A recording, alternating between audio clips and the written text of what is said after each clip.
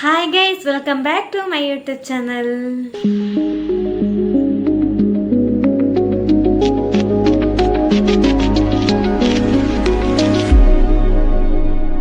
Hello guys, ಹೇಗಿದ್ದೀರಾ ಎಲ್ಲರು? ನಾನಂತೂ ಚೆನ್ನಾಗಿದ್ದೀನಿ. ಇವಾಗ ನಂದು ಟೀ ಆಯಿತು, ಬೆಳಿಗ್ಗೆ ಅದೆಲ್ಲ ಒಂದು ರೌಂಡ್ ಕೆಲಸ ಆಯಿತು. ಕೆಲಸ ಆಗಿ ಇವಾಗ ಲಾಗ್ ಮಾಡ್ತಾ ಇದ್ದೀನಿ. ಮಳೆ ಎಲ್ಲ ಇವತ್ತು ಸ್ವಲ್ಪ ಕಮ್ಮಿ ಇದೆ, ಸ್ವಲ್ಪ ಬಿಸಿಲು ಬರ್ತಾ ಇದೆ. ಹಾಗೆ ಇವಾಗ ಸ್ವಲ್ಪ ಬಟ್ಟೆ ಬೇರೆ ವಾಶ್ ಮಾಡಬೇಕು. ಇದು ಸರ್ಪಲ್ಲಿ ಹಾಕಿ ಇಟ್ಟಿದ್ದೇನೆ ಗೈಸ್. ಹಾಗೆ ಇವಾಗ ಒಂದು 10 ನಿಮಿಷದೊಂದು ಲಾಗ್ ಮಾಡುವ ಅಂತೇಳಿ ನಾನು ಇವಾಗ ಲಾಗಿಗೆ ಬಂದಿದ್ದೇನೆ. ಇದು ಯಾವ ವಿಷಯ ಅಂತ ಹೇಳಿ ಈ ಲಾಗನ್ನು ಫುಲ್ಲು ನೋಡ್ತೀರಾ, ಯಾಕಂದರೆ ನಂದು ತಮ್ನೈಲಲ್ಲಿ ನೋಡಿರ್ಬೋದು ನೀವು ಏನು ವಿಷಯ ಅಂತ. ಬನ್ನಿ ಗೈಸ್, ಸ್ವಲ್ಪ ಮಾತಾಡುವ. ಮಳೆ ಬರ್ತಾ ಇದೆ ಇವಾಗ, ಪಿರಿ ಪಿರಿ ಪಿರಿ ಮಳೆ ಬರ್ತಿದೆ. ಬೆಳಿಗ್ಗೆ ಅಷ್ಟೊಂದು ಇರಲಿಲ್ಲ ಆಯ್ತಾ. ಇಲ್ಲದಿದ್ರೆ ಬೆಳಿಗ್ಗೆ ಹೊರಡುವಾಗ ಕಷ್ಟ ಅಲ್ಲ, ಇದು ಎಲ್ಲಿಗಾದ್ರೂ ಹೊರಗೆ ಹೋಗುವಾಗ, ಮತ್ತೆ ಡ್ಯೂಟಿಗೆ ಹೋಗುವವರಿಗೆ, ಸ್ಕೂಲಿಗೆ ಹೋಗುವವರಿಗೆಲ್ಲ ಬೆಳಿಗ್ಗೆ ಹೋಗುವಾಗನೇ ಮಳೆ ಬಂದ್ರೆ ತುಂಬಾ ಕಷ್ಟ ಆಗ್ತದೆ. ಆದ್ರೆ ಇವತ್ತು ಬೆಳಿಗ್ಗೆ ಅಷ್ಟೊಂದು ಮಳೆ ಇರ್ಲಿಲ್ಲ, ಇವಾಗ ಮಳೆ ಸ್ಟಾರ್ಟ್ ಆಗಿದೆ. ಸ್ವಲ್ಪ ಪಿರಿ ಪಿರಿ ಪಿರಿ ಪಿರಿ ಅಂತ ಬರ್ತಾ ಇದೆ. ಇರ್ಲಿ, ಮಳೆಗಾಲ ಅಲ್ಲ, ಮಳೆಗಾಲ ಅಂತ ಹೇಳಿದ್ರೆ ಮಳೆ ಬರ್ಲೇಬೇಕು. ಯಾಕಂದ್ರೆ ಮತ್ತೆ ಬೇಸಿಗೆ ಕಾಲದಲ್ಲಿ ಕಷ್ಟ ಆಗ್ಬಾರ್ದಲ್ಲ ನೀರಿಗೆ. ಹಾಗೆ ನಾನೊಂದು ಏನ್ ವಿಷಯದ ಬಗ್ಗೆ ನಾನು ಇದು ಲಾಗ್ ಮಾಡ್ತಾ ಇದ್ದೇನೆ ಅಂತ ಹೇಳಿದ್ರೆ, ನಾನು ಮೊನ್ನೆಯಿಂದ ಅನ್ಕೊಳ್ತಾ ಇದ್ದೆ ಆಯ್ತಾ, ಇದೊಂದು ಲಾಗ್ ಮಾಡ್ಬೇಕು. ಯಾಕಂದ್ರೆ ಇದು ಈಗ ಕಮೆಂಟ್ಸ್ ಬಾಕ್ಸ್ ಒಂದು ಫ್ರೀ ಇದೆ ಅಂತೇಳಿ ತುಂಬಾ ಜನ ಆಗಿ ಒಟ್ರಾಸಿ ಕಮೆಂಟ್ ಆಗ್ತಾರೆ. ಅದ್ರಲ್ಲಿ ನಂಗೆ ಸಣ್ಣ ಸಣ್ಣ ಪುಟ್ಟ ಕಮೆಂಟ್ ಎಲ್ಲ ಹಾಕಿದ್ರೆ ನಂಗೆ ಏನು ಬೇಜಾರಾಗೋದಿಲ್ಲ. ಆದ್ರೆ ಒಬ್ಬೊಬ್ರು ಉಂಟಲ್ಲ, ಮನ್ಸಿಗೆ ಚುಚ್ಚು ಹಾಗೆ ಕಮೆಂಟ್ ಹಾಕ್ತಾರೆ. ಅವರಿಗೆ ಹಾಗೇನೆ ನಾನು ರಿಪ್ಲೈ ಕೊಡ್ತೇನೆ, ಅದು ಬೇರೆ ವಿಷಯ. ಆ ತುಂಬಾ ಸರಿ ನೋಡಿದ್ದೇನೆ. ನನಗೆ ಒಬ್ರು ಅಂದ್ರೆ, ಈಗ ನೀವಿಷ್ಟು ಜನ ನನ್ನ ಲಾಗ್ ಅನ್ನ ನೋಡ್ತೀರಿ, ತುಂಬಾ ಜನ ನನಗೆ ಸಪೋರ್ಟ್ ಮಾಡ್ತೀರಿ, ಒಳ್ಳೊಳ್ಳೆ ಕಮೆಂಟ್ಸ್ ಗಳನ್ನ ಹಾಕ್ತೀರಿ. ಎಲ್ಲರಿಗೂ ಥ್ಯಾಂಕ್ ಯು. ಹಾಗೆ ಈಗ ನಾನು ಹೇಳುದು, ಇವಾಗ ಬ್ಯಾಡ್ ಕಮೆಂಟ್ ಮಾಡ್ತಾರಲ್ಲ ಅವರಿಗೆ ಇಷ್ಟ ಇಲ್ಲ ಅಂತ ಹೇಳಿದ್ರೆ ಯಾಕೆ ನೋಡ್ಬೇಕಲ್ವಾ? ಇವಾಗ ಕಮೆಂಟ್ ಬಾಕ್ಸ್ ಇದೆ ಅಂತೇಳಿ ಒಟ್ಟಾಸಿ ಒಂದು ಟೈಪ್ ಮಾಡುವಾಗ ಆದ್ರೂ, ಓ ನನ್ನ ತಂಗಿ ಇದ್ದಿದ್ರೆ ನಾನು ಹೀಗೆ ಮಾಡ್ತಿದ್ನ, ಅವಳಿಗೆ ಹೀಗೆ ಮೆಸೇಜ್ ಹಾಕ್ತಿದ್ನ, ಅಲ್ಲ ನನ್ನ ಅಕ್ಕ ಇರ್ತಿದ್ರೆ ನಾನು ಈ ತರ ಮೆಸೇಜ್ ಟೈಪ್ ಮಾಡಿ ಕಳಿಸ್ತಾ ಇದ್ನ, ಅವರಿಗೂ ಒಂದು ಮನ್ಸಿದೆ ಅಲ್ವಾ ಅಂತೇಳಿ ಅದೊಂದು ಥಿಂಕಿಂಗೇ ಬರುದಿಲ್ಲ ಮಾರ್ರೆ. ಇದು ಯಾಕೆ ಹೇಳ್ತೇನೆ ಅಂತ ಹೇಳಿದ್ರೆ, ಅಷ್ಟೊಂದು ನೀಚ ವ್ಯಕ್ತಿಗಳು ಒಂದು 5-6 ಜನ ಇದ್ದಾರೆ ಆಯ್ತಾ. ಅದ್ರಲ್ಲಿ ಈಗ ನಂಗೆ ಸ್ಕ್ರೀನ್ ಶಾಟ್ ಸಿಕ್ಕಿರೋದು 3 ಜನರದ್ದು ಮಾತ್ರ ಸಿಕ್ಕಿದೆ ಇವಾಗ. ನಾನು ಮೊನ್ನೆಲ್ಲ ಸ್ಕ್ರೀನ್ ಶಾಟ್ ತೆಗ್ದಿಟ್ಟಿದ್ದೆ. ಇನ್ನೆಲ್ಲರ ಹಾಗೆ ಯಾರು ನಂಗೆ ಬ್ಯಾಡ್ ಕಮೆಂಟ್ ಮಾಡಿದ್ರು ನಾನು ಅದನ್ನ ಡಿಲೀಟ್ ಮಾಡುದಿಲ್ಲ, ಅವರಿಗೆ ತಕ್ಕ ಸರಿಯಾಗಿ ನಾನು ರಿಪ್ಲೈ ಮಾಡ್ತೇನೆ. ಯಾಕಂದ್ರೆ ಬೇರೆ ಯಾರಾದ್ರೂ ಕಮೆಂಟ್ ನೋಡಿ, ಓ ಸೌಜನ್ಯ ಜೋರಿದ್ದಾರೆ, ಈ ತರ ಕಮೆಂಟ್ ರಿಪ್ಲೈ ಕೊಡ್ತಾರೆ, ಆತರ ಅನ್ಕೊಳ್ಬೇಡಿ. ಯಾಕಂದ್ರೆ ನಮಗೆ ನೋವಾದ್ರೆ ನಾವು ಸಹ ರಿಟರ್ನ್ ನಾವು ಆ ತರನೇ ಅವರಿಗೆ ರಿಪ್ಲೈ ಕೊಡ್ಬೇಕು, ಆವಾಗ ಅವ್ರು ಸಹ ನಿಲ್ಲಿಸ್ತಾರೆ. ಅಮ್ಮಿ ಮ್ಯಾಂಗ್ಳೂರು ಅಂತ ಹೇಳಿ ಒಂದು ಅಕೌಂಟ್ ಇದೆ ಆಯ್ತಾ. ಅದ್ರಲ್ಲಿ ಒಬ್ಬ ಕಮೆಂಟ್ ಆಗ್ತಾನೆ, ಅವನದು ಪ್ರೊಫೈಲ್ ಲಾಕ್, ಸ್ಕ್ರೀನ್ ಶಾಟ್ ತೆಗಿಲಿಕ್ಕೆ ಆಗುದಿಲ್ಲ. ಅವನು ಕಮೆಂಟ್ ಮಾಡೋದು ನೋಡ್ಬೇಕು ಮಾರೆ, ಎಂತೆಂತ ಕಮೆಂಟ್ ಮಾಡ್ತಾನೆ. ಈಗ ಯಾವುದು ಸಹ ಹಾಗೆ, ಒಂದು ಪೋಸ್ಟ್ ಹಾಕ್ಲಿ, ಒಂದು ರೀಲ್ಸ್ ಹಾಕ್ಲಿ, ಒಂದು ಸ್ಟೋರಿ ಹಾಕ್ಲಿ, ಒಂದು ಲಾಗ್ ಹಾಕ್ಲಿ, ಏನ್ ಹಾಕಿದ್ರುನು ಅವನಿಗೆ ಏನಾಗ್ತದೆ? ಅವನದೇನು ಅಪ್ಪನ ಗಂಟನ ನಾನ್ ತಂದಿದ್ದೇನಾ? ಅವನ ಅಪ್ಪನ ಗಂಟಿಂದ ನಾನ್ ತಗೊಂಡ್ ಬಂದಿದ್ದೇನಾ ಏನಾದ್ರು? ಇಲ್ಲ ಅವನ್ ಮನೆಗೆ ನಾನು ಊಟಕ್ಕೆ ಹೋಗ್ತೀನ? ನನ್ನನ್ನು ಅವನ್ ಸಾಕ್ತಾ ಇದ್ದಾನ? ಇಲ್ಲ ಅಲ್ಲ. ಮತ್ತೆ ಏನಕ್ಕೆ ಅವ ಆ ತರ ಮೆಸೇಜ್ ಮಾಡ್ತಾನೆ ಮಾರ್ರೆ? ಏನು ಅವನ ಆಸ್ತಿಯಿಂದ ನಾನು ಅರ್ಧ ಪಾಲ್ ಕೇಳಿದ್ದೇನಾ? ಇಲ್ಲ ಅಲ್ಲ. ಮತ್ತೆ ಏನಕ್ಕೆ ಅವನ್ ಮೆಸೇಜ್ ಮಾಡುದು? ಅವನ ಮೆಸೇಜ್ ನೋಡಿ ಗೈಸ್, ನನಗೆ ನಾನು ಮೆಸೆಂಜರ್ ಅಲ್ಲಿ ಸಹ ರಿಪ್ಲೈ ಮಾಡಿದ್ದೇನೆ, ಅವನಿಗೆ ಮೆಸೇಜ್ ಹಾಕಿದ್ದೇನೆ, ಅವನು ಸುದ್ದಿ ಇಲ್ಲ. ಇವಾಗ ಅಂತ ನೀಚ ನೀಚ ನೀಚ ಕಮೆಂಟ್ ಹಾಕೋರು ಯಾಕೆ ಪ್ರೊಫೈಲ್ ಲಾಕ್ ಮಾಡಿ ಇಡುದಲ್ಲ? ಅವ್ರದ್ದು ಯಾವ್ದು ಸುಳಿವು ಸಿಗ್ಬಾರ್ದು. ಫೇಕ್ ಅಕೌಂಟ್ ಮಾಡಿರ್ತಾರೆ, ಲೀಗಲ್ ಆಗಿ ಮಾಡ್ಲಿ ನೋಡ. ಇವಾಗ ನಮ್ಮದೊಂದು ಈಗ ನನ್ನದೇ ಅಕೌಂಟ್ ಇದೆ. ನಂದು ಒಂದು ಅಕೌಂಟ್ ಅಲ್ಲಿ 1,35,000 ಫಾಲೋವರ್ಸ್ ಇದ್ರು. ಅದ್ರಲ್ಲಿ ನಂಗೆ ಪೋಸ್ಟ್ ಎಲ್ಲ ಹಾಕ್ಲಿಕ್ಕೆ ಆಗುದಿಲ್ಲ, ಅಲ್ಲಿ ಸ್ವಲ್ಪ ಹ್ಯಾಕ್ ಆಗಿರ್ಬೇಕು. ಆದ ಕಾರಣ ನಾನು ಅದನ್ನು ಯೂಸ್ ಮಾಡ್ತಾ ಇಲ್ಲ. ಫೇಕ್ ಅಕೌಂಟ್ ಅಂತ ಹೇಳಿ ಒಂದು ಸಹ ಇಲ್ಲ ನಂದು, ಯಾವುದೇ ಒಂದು ಪ್ರೊಫೈಲ್ ನಂದು ಲಾಕ್ ಇಲ್ಲ. ನಾನು ಬೇರೆಯವರಿಗೆ ಆತರ ಬ್ಯಾಡ್ ಕಮೆಂಟ್ನು ಹಾಕೋದಿಲ್ಲ. ಏನಾದ್ರೂ ಸಜೆಷನ್ ಹೇಳ್ಬೇಕಾದ್ರೆ ಹೇಳ್ತೀನಿ, ಅದು ಬಿಟ್ರೆ ನಾನು ಬ್ಯಾಡ್ ಕಮೆಂಟ್ ಹಾಕೋದಿಲ್ಲ. ಗೊತ್ತಾಯ್ತಾ? ಒಬ್ಬೊಬ್ರು ಇರ್ತಾರೆ, ಇದು ಅವ್ರದ್ದು ಒರಿಜಿನಲ್ ಅಕೌಂಟ್ ಇರ್ತದೆ, ಬ್ಯಾಡ್ ಕಮೆಂಟ್ ಹಾಕ್ಲಿಕ್ಕೆ ಅಂತಲೇ ಬೇರೆ ಇನ್ನೊಂದು ಅಕೌಂಟ್ ಅನ್ನ ಕ್ರಿಯೇಟ್ ಮಾಡಿ ಬೇರೆಯವರಿಗೆಲ್ಲ ಬ್ಯಾಡ್ ಕಮೆಂಟ್ ಹಾಕ್ತಾರೆ. ಅಲ್ಲ, ಇವ್ರಿಗೂ ಇವರ ಅಪ್ಪ ಅಮ್ಮ ಎಲ್ಲ ಇದ್ದೇ ಕಳ್ಸಿಕೊಟ್ಟಿದ್ದ ಅಲ್ವಾ? ಮತ್ತೊಬ್ಳು ನವ್ಯ ನಾಯ್ಕ ಅಂತ, ಅವಳದು ಬಾರಿ ಇದೆ ಮೆಸೇಜ್. ನಾನೇನ್ ಮಾಡಕ್ಕೆ ಹೋಗಿದ್ದೀನಿ ಈಗ? ನನಗೆ ನಂದು ಯೂಟ್ಯೂಬ್ ಚಾನಲ್ ಅಲ್ಲಿ ಎಲ್ಲ ಒಂದೊಂದು ವಿಡಿಯೋಸ್ 5,000, 6,000, ಮತ್ತೆ 10,000, 15,000 ಆತರ ಎಲ್ಲ ಎವರೇಜ್ ವ್ಯೂಸ್ ಇದೆ. ಒಂದೊಂದು 2,500, 3,000 ಇದೆ. ನಾನು ಆದ್ರೂ ಡೈಲಿ ಹಾಕ್ತೀನಿ. ಒಮ್ಮೆಲೆ ಗ್ರೋತ್ ಆಗ್ಬೇಕಂತ ಹೇಳಿದ್ರೆ ಯಾವ್ದು ಸಹ ಆಗುದಿಲ್ಲ. ನಾವು ಕಷ್ಟ ಪಡ್ಬೇಕು. ಒಬ್ಬೊಬ್ರದ್ದು ಮೆಸೇಜ್, ನಿನ್ ಮನೆ ಕೆಲ್ಸ ನೋಡಿಕ, ಮದ್ವೆ ಆಗಿದೆಯಲ್ಲ, ನಿನ್ ಗಂಡನ ಜೊತೆ ಸಂಸಾರ ಮಾಡು. ಯಾಕಂದ್ರೆ 24 ಗಂಟೆ ಅದೇ ಮಾಡುದಲ್ವಾ. ನನ್ನ ಗಂಡನಿಗೆ ಇರದ ಇದು ಕಷ್ಟ ಇವರಿಗೆಲ್ಲ ಯಾಕೆ? ನಾನು ನನ್ನ ಮನೆ ನಿಭಾಯಿಸ್ತೀನಿ, ನನ್ನ ಗಂಡನ ಜೊತೆ ಖುಷಿಯಾಗಿದ್ದೀನಿ, ನನ್ನ ಮನೆಯವ್ರ ಜೊತೆ ಖುಷಿಯಾಗಿದ್ದೇನೆ. ಇವನ್ ಯಾರ ಕೇಳಕ್ಕೆ ಅಲ್ವಾ? ನನಗೆ ಎಷ್ಟು ನೋವಾಗಿದೆ ಅಂತ ಹೇಳಿದ್ರೆ ಉಂಟಲ್ಲ, ಪ್ರತಿ ಒಂದೊಂದು ಪೋಸ್ಟ್ ಹಾಕಿದ್ದ 5 ನಿಮಿಷದಲ್ಲಿ ಒಂದು ಮೆಸೇಜ್, ಅದೊಂದು 3-4. ಮತ್ತೆ ಒಂದು SC ಶೆಟ್ಟಿ ಅಂತ ಏನೋ ಇದೆ ಒಬ್ಬನದು, ಅದು ಇನ್ನೊಂದ್ಸರಿ ನಂಗೆ ಅವನು ಸ್ಕ್ರೀನ್ ಶಾಟ್ ಸಿಕ್ಕಿದ್ರೆ ಖಂಡಿತ ಆಗ್ತಾನೆ. ಅವನು ತುಂಬಾ ಅಂದ್ರೆ ತುಂಬಾ, ಅವನು ತುಂಬಾ ಕಮೆಂಟ್ ಆಗ್ತಾನೆ. ಎಲ್ಲ ಇದು ಸ್ಕ್ರೀನ್ ಶಾಟ್ ತೆಗಿಲಿಕ್ಕೆ ಆಗುದಿಲ್ಲ, ಎಲ್ಲ ಲಾಕ್ ಹಾಕಿದ್ದಾರೆ.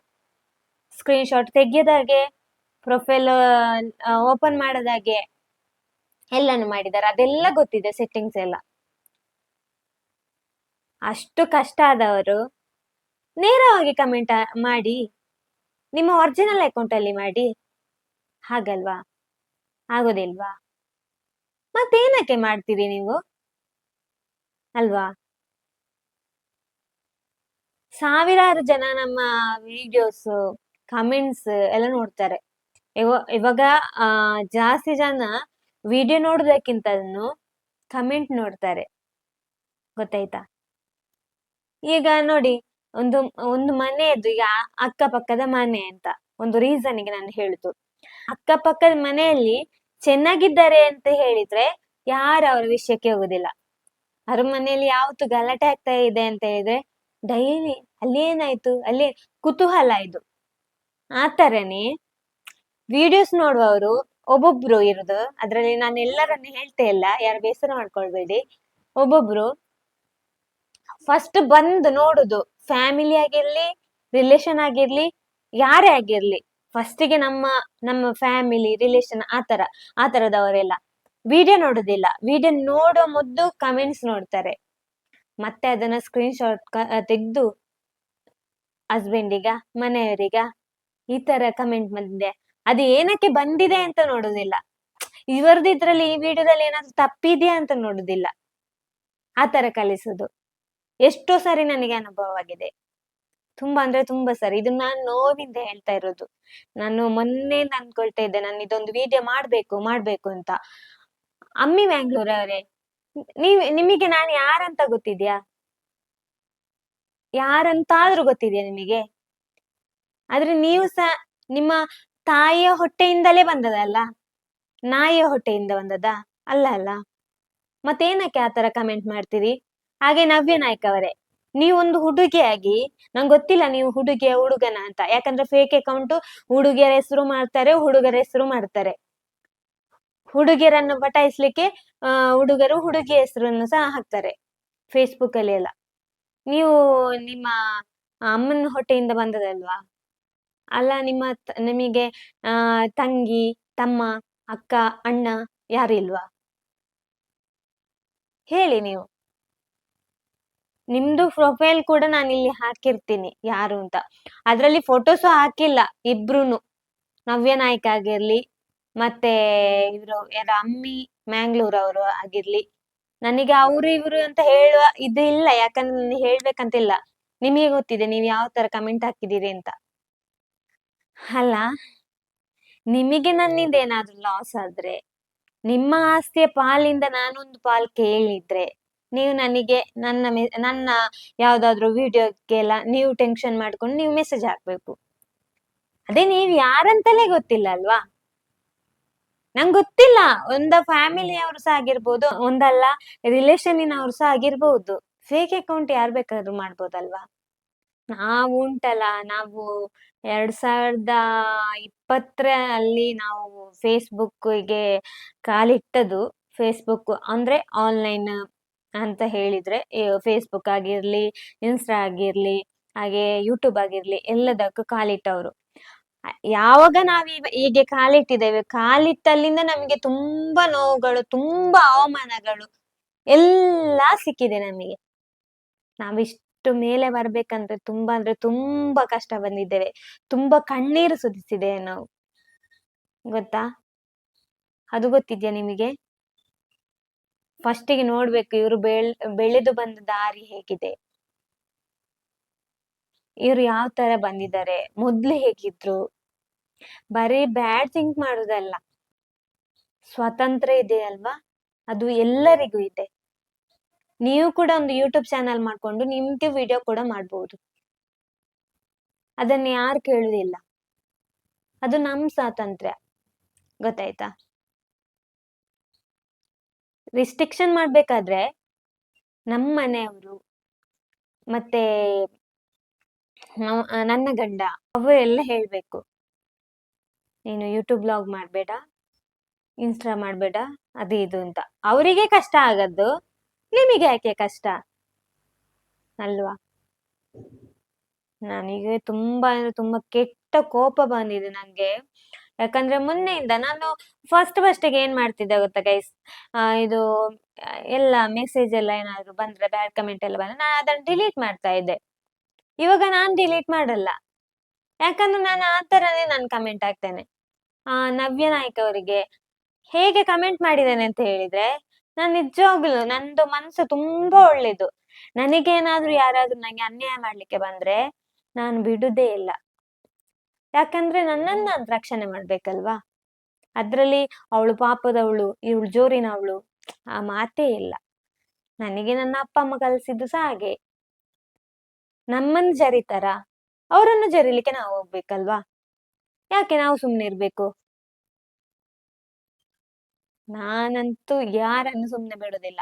ನಂಗೆ ಆ ತರ ಬ್ಯಾಡ್ ಕಮೆಂಟ್ ಮಾಡಿದ್ರೆ ನಾನು ಕೂಡ ನೀವ್ ಯಾವ ತರ ನಂಗೆ ಇದು ಕಮೆಂಟ್ ಹಾಕ್ತೀರಾ, ಅದೇ ದಾರಿಯಲ್ಲಿ ನಾನು ಕೂಡ ಬರ್ತೀನಿ. ನಾನು ಕೂಡ ಅದೇ ತರ ನಾನು ಕಮೆಂಟ್ ಹಾಕ್ತೀನಿ. ಯಾಕೆ ನನಗೆ ಆಗುದಿಲ್ವಾ. ನಾನು ಪಾಪಕ್ಕೆ ಪಾಪ, ಜೋರಿಗೆ ಜೋರು. ನನ್ನದು ಇನ್ನೊಂದು ಮುಖ ನೋಡ್ಲಿಲ್ಲ ನೀವು. ಬ್ಯಾಡ್ ಕಮೆಂಟ್ ಹಾಕಿದವರಿಗೆ ನಾನು ಹೇಳ್ತಾ ಇರೋದು, ನಾನು ಮನಸ್ಸು ಬಿಚ್ಚಿ ಮಾತಾಡುವವಳು. ನಾನು ಯಾವತ್ತು ಯೂಟ್ಯೂಬ್ ಅಲ್ಲಿ ಆಗ್ಲಿ, ಫೇಸ್ಬುಕ್ ಅಲ್ಲಿ ಆಗ್ಲಿ ನನ್ನ ಕಷ್ಟನ ನಾನು ಹೇಳ್ಕೊಂಡು ಬಂದಿಲ್ಲ. ನನಗೂನು ನನ್ನ ಲೈಫಲ್ಲಿ ನಾನು ತುಂಬಾ ಕಷ್ಟ ಬಂದಿದ್ದೇನೆ, ತುಂಬಾ ಕಷ್ಟನೂ ಇದೆ. ಆದ್ರೆ ಅದನ್ನೆಲ್ಲ ನಾ ಹೇಳ್ಕೊಂಡ್ ಬರ್ತಿಲ್ಲ. ನಾನು ನನ್ನ ಸಂತೋಷನ ಮಾತ್ರ ನಾನು ಜನರಿಗೆ ಹೇಳ್ತಾ ಬರ್ತೀನಿ, ನನ್ನ ಖುಷಿನ ಮಾತ್ರ.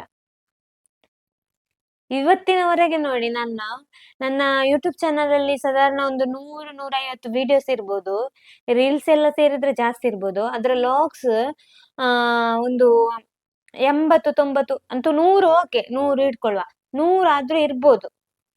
ಅಷ್ಟ್ರಲ್ಲಿ ನೋಡಿ ಒಂದಾದ್ರೂ ನೀವು ನಾನು ನೋವಲ್ಲಿ ಹೇಳಿದ ಒಂದು ವಿಡಿಯೋಸ್, ಏನಾದ್ರೂ ನನ್ನ ಸಮಸ್ಯೆಯನ್ನ ಹೇಳಿದ ವಿಡಿಯೋಸ್ ಇದೆಯಾ ಅಂತ ಹುಡುಕಿ. ನನ್ನಿಂದ 4 ಜನ ನೋವು ಪಡ್ಬೇಕು ಅಂತ ನಾನು ಬಯಸಿದಿಲ್ಲ. ನನ್ನಿಂದ 4 ಜನ ಖುಷಿ ಪಡ್ಲಿ. ತುಂಬಾ ಜನ ನನ್ನ ಮಾತನ್ನ ಕೇಳಲಿಕ್ಕೆನೆ ಲಾಂಗ್ ನೋಡ್ತಾರೆ, ನಂಗೆ ಕೂಡ ಖುಷಿ. ಇಷ್ಟು ಸೀರಿಯಸ್ ನಾನು ಯಾವತ್ತೂ ಆಗಿಲ್ಲ. ನಿಮ್ಮಿಂದ